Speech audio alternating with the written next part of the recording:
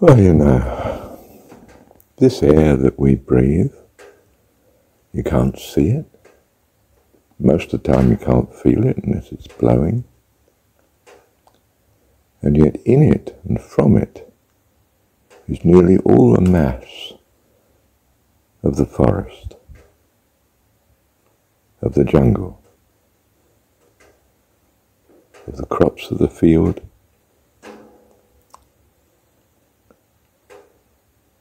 even us that live off the fruit of the plants, directly or indirectly. You know, it's all essentially, nearly all, the carbon dioxide, the carbon from the air, and the moisture, the rain that feeds the crops and the growing plants. Isn't that fantastic? That this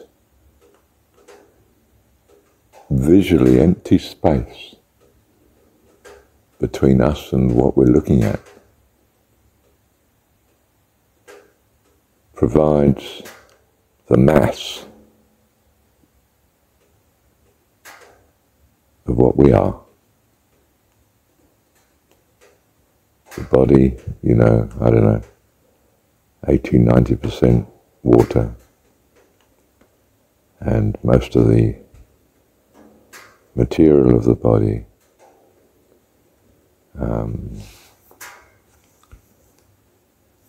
carbon, sugars and whatnot. Amazing. How much more is space? We look at it and we say, oh, empty space, nothing.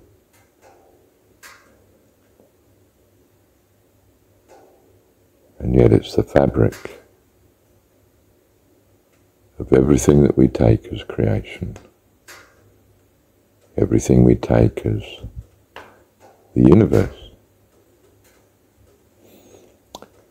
You know, the scientists say that the visible matter doesn't account for much more than 5 or at the very most 10% of what's in the universe. It just can't be explained, its behaviour, from such a small amount of matter.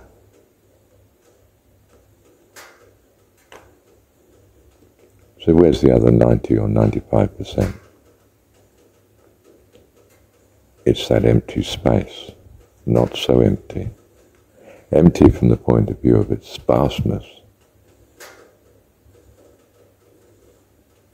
But basically, that's what the universe is and what it's made of. Now, we may have the view, mind we, that the universe is really not so much matter but energy fields, and that matter is in some sense knots of energy. Well, energy fields are actually made from the substance of thought, which is no substance at all, of course, from our senses' point of view.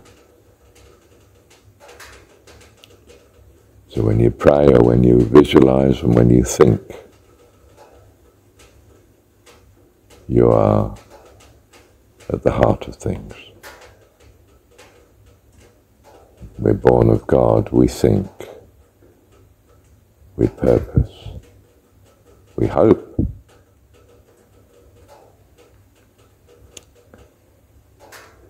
And it's because of this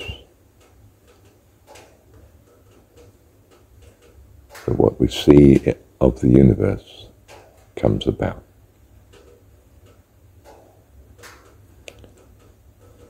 And it's a collective process. It's not just you or me, it's all of us. And I was going to say in God himself, but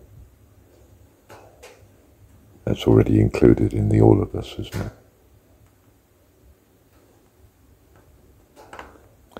And some have argued that it's God only,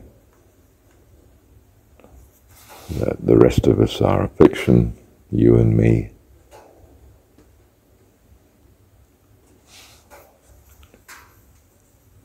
But we should not despise fiction, for it is make-believe. In other words, imagination, thought. It is the very substance of life.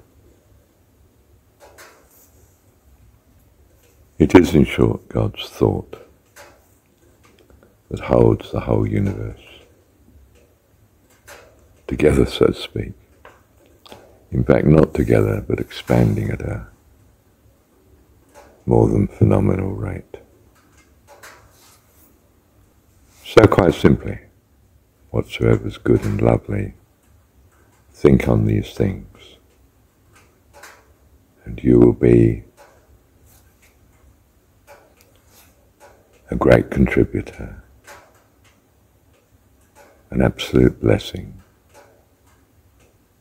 in this universe and beyond. Thank you, Heavenly Father. Of course, the object of the air also provides us with the oxygen, doesn't it? There's some space between us and the objects we can see. And, well, that's generating the energy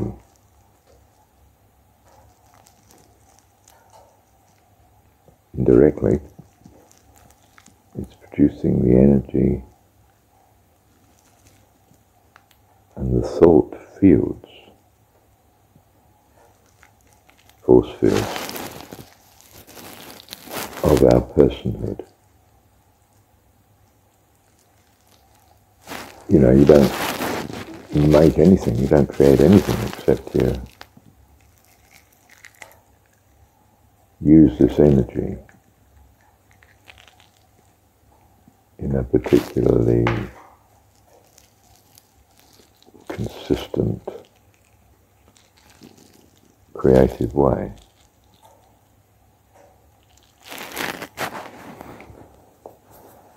So this air that we can't see is foundational in all that we make, all that we do, all doing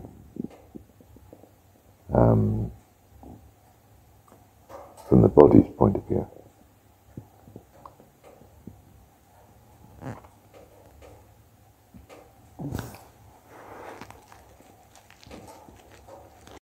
And we seem to use the oxygen rather than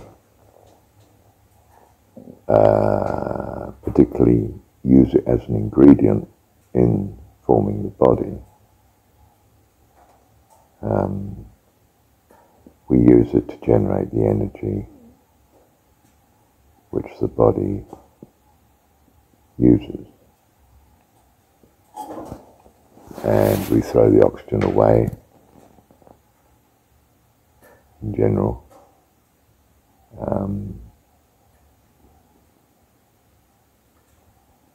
In the form of carbon dioxide that we breathe out.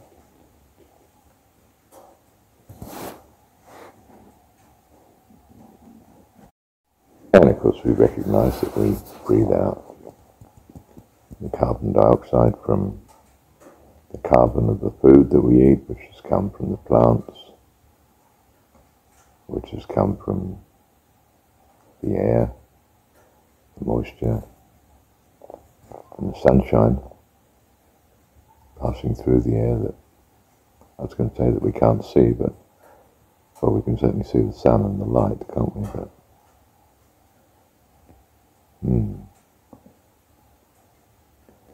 we can't actually see the sunshine, can we? I respond to it. But I suppose that's true with all our senses, isn't it? The response is in the mind from how it affects the body, the senses. And, well, it's very well realized, isn't it, that I'm not experiencing the universe directly, firsthand. I'm experiencing a consequence of the universe affecting the body, affecting the mind, and I'm dealing with that. I'm dealing with the thoughts or the nervous reactions that are consequent on the universe affecting our senses. So I think we're near to recognizing that it's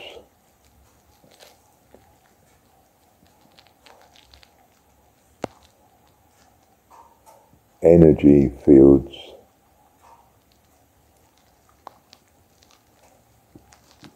reflecting upon energy fields.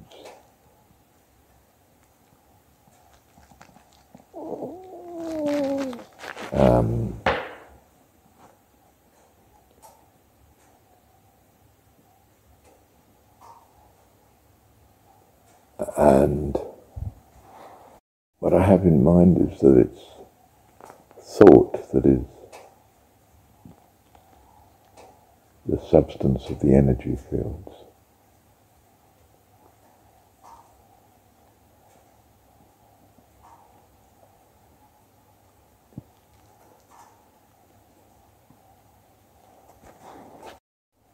I don't know, the energy field's made up of lifetrons in some sense, and the lifetrons are made up of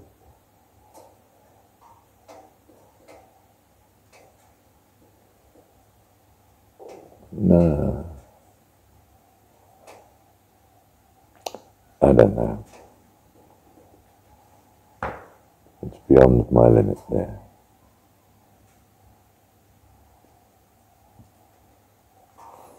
Thank you, Heavenly Father.